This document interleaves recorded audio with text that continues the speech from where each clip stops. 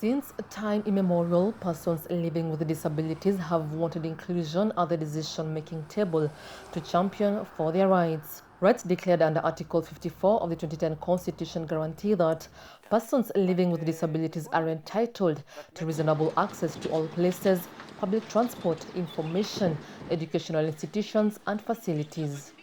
6 years since the inception of devolution, these rights have not been enacted.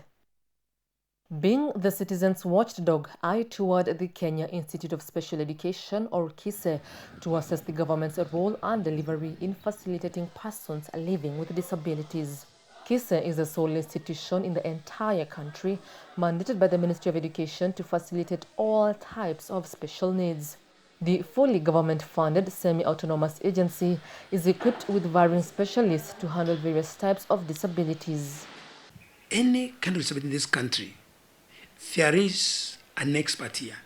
May it be visual impairment, hearing impairment, physically challenged, mentally challenged, and this is only institute in the country.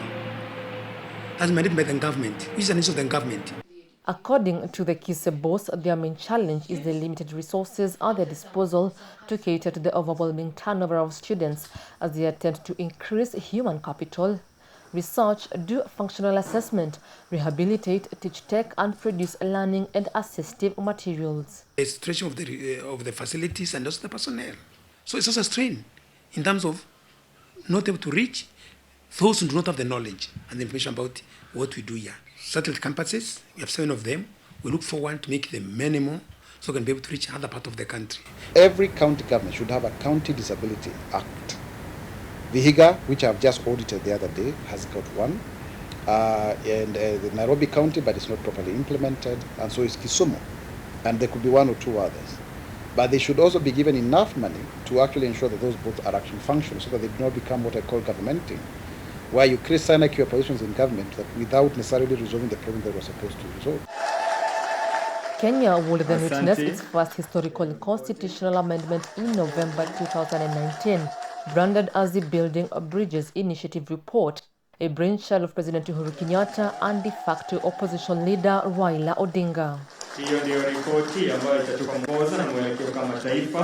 The duo hoped that the 9-point agenda report will herald inclusivity of persons living with disabilities.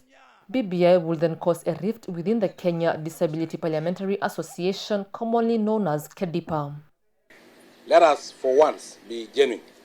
Persons with disability have lost big time, and history will judge us harshly. And the BBI cannot just purport to be clear on youth and to be clear on women without being clear on persons with disabilities of Kenya. My stand is that I will support the PBI, and we just have to fix a few loose ends, and one of them is people living with disability who have got a lot of canes in the current constitution, and we don't want that to be taken away.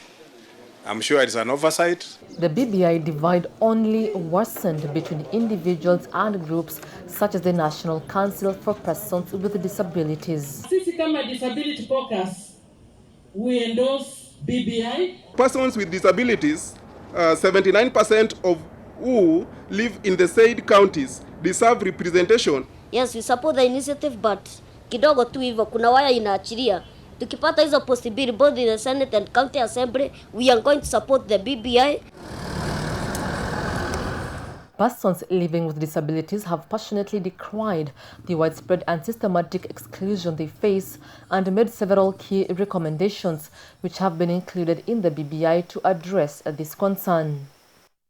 A review of the Persons with Disabilities Act 2003 to align it with the increased opportunities and gains for PWDs in the Constitution, fast-tracking the enactment of the Kenyan Sign Language Bill for PWDs' access to information and public services, formulation of e-learners with disabilities bill, affirmative action for their political inclusion, strengthening of commissions and bodies established by the legislation relating to persons with disabilities, PWDs representatives request to directly choose their own elected representatives at political party, electoral and nomination mechanisms, and finally, progressive implementation of at least 5% of the members in elective and appointive bodies be persons with disabilities. Unfortunately, the formulation of the E-Learners Disabilities Bill in the wake of the COVID-19 pandemic, when virtual learning is the new normal, has not been enacted. The person with disabilities is one of some of the risk cases assigned by the one organization. So we are looking forward whereby you can be able to accommodate persons with disabilities within here so that they don't become very much vulnerable outside. And in conformity with Article 53, Clause 1B of the Constitution of Kenya that states, every child has a right to free and compulsory basic education. So inclusivity, where we have children who are normal and those with special needs put together in the spirit of inclusivity, and we do it from within here so that they can appreciate they can do what the child can do.